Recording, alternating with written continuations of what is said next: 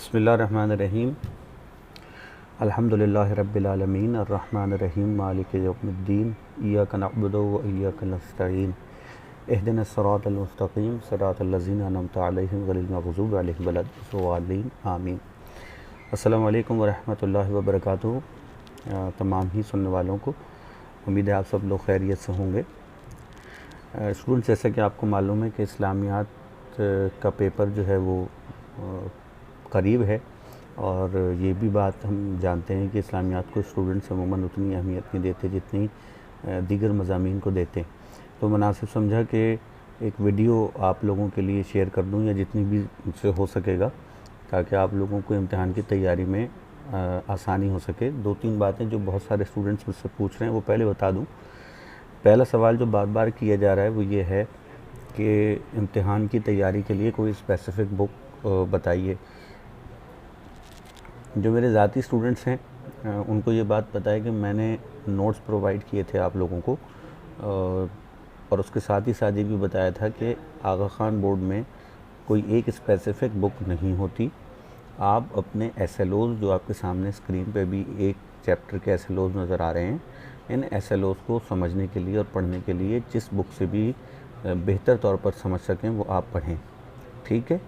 तो आप बार बार ये सवाल मेरे पास आ रहा है, दीगर लोग भी पूछ रहे हैं कि जी कोई एक बुक नहीं है बेटा, आप जो भी किताब कंफर्टेबल जोन में रह के पढ़ सकते हैं आप वो किताब पढ़ें और उससे इम्तिहान की तैयारी करें।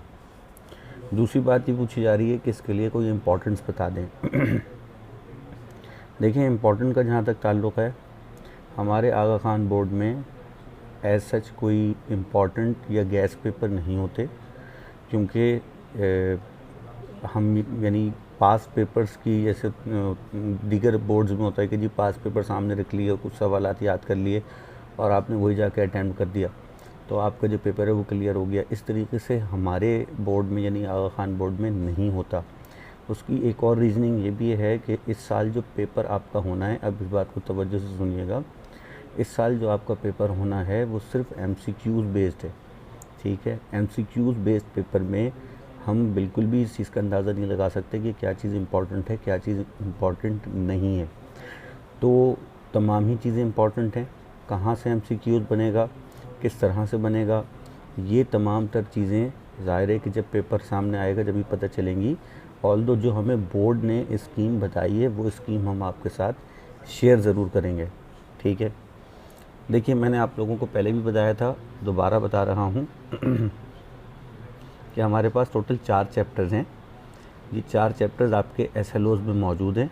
ये आपके सामने मैं स्क्रॉल डाउन कर रहा हूँ कि जिसमें कुरान है, हदीस है, मौज़ूआती मुताला है, और उसके बाद चैप्टर नंबर 4 जिसके मुतालिक बहुत ज़्यादा सवालात मुझसे किए जा रहे हैं, और उस सवाल पे यानी इस चैप्टर पे मैं एक अलग से इंशाल्लाह वीडियो करके आप लोगों की खिदमत में अपलोड करूँगा, तो आप लोग देख लीजिएगा। और इस चैप्टर के हवाले से भी जो MCQs हैं उसके हवाले से भी आपको भी एक दो बातें मैं शेयर करता हूँ। देखिए, ये तमाम तर जितने एसएलओज़ लिखे हुए हैं ये पूरा आपका सिलेबस है, ठीक है जी। इसमें से कोई भी चीज़ माइनस नहीं है, पहले तो ये चीज़ क्लियर कर लें। इसमें से कोई भी चीज़ माइनस नहीं है, ये तमाम का तमाम आपको पढ़ना है, ठीक है। अब आ जाइए स्कीम ऑफ असेसमेंट के ऊपर। स्कीम ऑफ असेसमेंट किस तरीके से होती है, ये उस वक्त ये है कि जब ये MCQs के ऊपर बेस नहीं करता था पेपर, यानी सिर्फ MCQs नहीं होते थे, ठीक है। तो ये पेपर इस तरीके से आता था।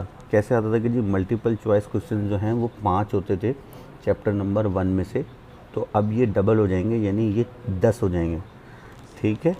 चैप्टर नंबर 2 में से 4 MCQs आते थे, ये 8 हो जाएंगे। चैप्टर नंबर 3 में से 8 आते थे, ये 16 हो जाएंगे। और चैप्टर नंबर 4 में से 3 आते थे तो ये 6 हो जाएंगे। ये टोटल नंबर बने हैं, यानी जो MCQs का नंबर है वो टोटल MCQs हुए 40। लेकिन आपकी मार्कशीट पे जो मार्क्स लिखे हुए आएंगे वो 50 में से लिखे हुए आएंगे, जो कि यानी 1.25 मार्क्स का आपका एक MCQs कंसिडर होगा। नेगेटिव मार्किंग नहीं है, यानी ऐसा नहीं है कि अगर आप कोई चीज़ गलत करते हैं तो आप के नंबर कट जाएंगे। जितने आपके सही MCQs होंगे उसके आपको मार्क्स मिलेंगे। तो मेरा मशवरा यही है कि आप अटैम्प्ट ज़रूर करें, जो भी आपको आंसर ठीक लगता है। अच्छा, अब हम आगे बढ़ते हैं। यहाँ तक बात क्लियर हो गई कि MCQs का पेपर है, इसके ऊपर इम्पोर्टेंस बताना बहुत मुश्किल है, तकरीबन नामुमकिन है कि जी क्या आ सकता है क्या नहीं आ सकता, कुछ भी पूछा जा सकता है।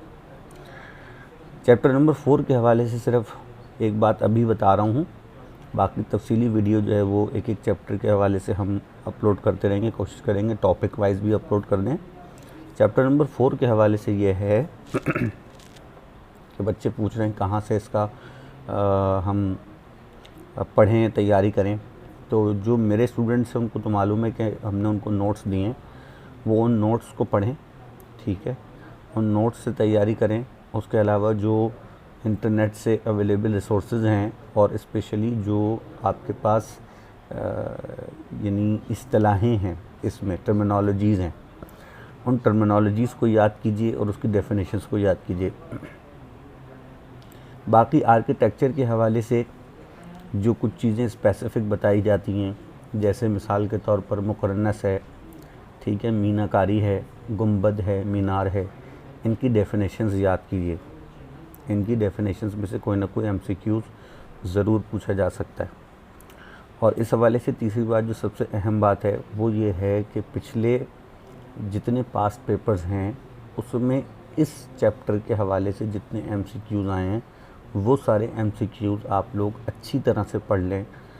उम्मीद है कि उन्हीं MCQs की तैयारी से आपके इस चैप्टर की तैयारी हो जाएगी। और ये 6 नंबर होंगे आपके, जो आपको आसानी से मिल सकते हैं, क्योंकि इसमें सिर्फ 4 SLOs हैं। ये बहुत मुख्तसर सा चैप्टर है, इसमें बहुत ज़्यादा चीज़ें नहीं हैं। 2 शख्सियात हैं इसमें, यानी सादिक़ैन और गुलजी, और बाकी आपका फ़न ख़त्ताती और फ़न तामीर के हवाले से कुछ बातचीत है। तो ये बहुत ज़्यादा मुश्किल नहीं है, आप इसको पढ़ लीजिए। और इन शख्सियात के हवाले से जो प्रोमिनेंट बातें हैं कि कहाँ पैदा हुए हैं, वैसे इतनी आसान बात तो खैर नहीं पूछी जाती, लेकिन ये कि बहरहाल इसको जहन में रखिएगा कि उनकी वजह शोहरत क्या रही है, उनकी जो अचीवमेंट्स थी वो क्या कुछ थी, ठीक है। ये चैप्टर नंबर 4 के हवाले से बात कर रहा हूँ। उसके SLOs भी मैं आपको शो कर देता हूँ आपकी स्क्रीन पर, ताकि आप देख लें तफसील से। इंशाअल्लाह ताला मैं एक वीडियो अपलोड करूँगा। ये जो इन्फॉर्मेशन थी ये सिर्फ एग्ज़ाम के हवाले से थी, वो क्वेरीज़ के जो बच्चों के जहन में हैं मैंने कोशिश की है कि उसको बयान कर दूँ। अगर मज़ीद कुछ सवालात आपके जहन में हों तो वो आप कमेंट्स में पूछ सकते हैं और उसके जवाबात हम आपको इंशाअल्लाह ताला एज़ सून एज़ पॉसिबल दे देंगे। ये चैप्टर नंबर 4 आपको नज़र आ रहा है, जिसके टोटल 4 SLOs हैं और वो आपको नज़र आ रहे हैं।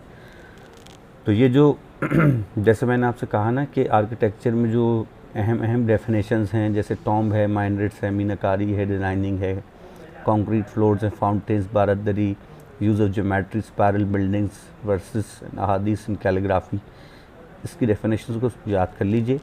आई hope so and I pray to for all of you कि आप लोग बेहतर से बेहतर रिज़ल्ट अचीव करें और ज़्यादा से ज़्यादा नंबर लेके आएँ।